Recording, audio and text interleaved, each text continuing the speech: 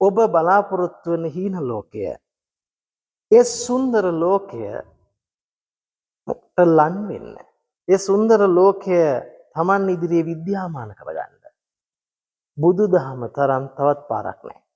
කොටින්ම කිව්වොත් Tamanගේ ජීවිත සාර්ථක කරගෙන සතුටෙන් පිරීලා ඉතිරිලා ගිහිල්ලා ඒ සතුට තුලින් ජීවිතයේ යථාර්ථය තවදුරටත් අවබෝධ කරගෙන Tamanගේ ජීවිතයේ සියලු දුක් ඉක්මවන්න තියෙන පාර තේරුම් ගන්න බුදුදහම හැර මේ ලෝකෙ කිසිම ධර්මයක් තවත් ඇත්තකම නැහැ.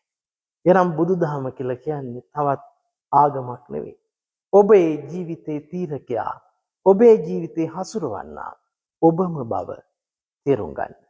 එහෙනම් ඒක තේරුම් ගත්තොත් ඔබට තවදුරටත් ජීවිතේ කලකිරිලා ජීවිතේ බිමට සමතලා කරගෙන දුකෙන් වැළපෙන්න, අනුන්ට වැරදි කියන්න, අනුන්ට චෝදනා එල්ල කරගන්න අවශ්‍ය වෙන්නේ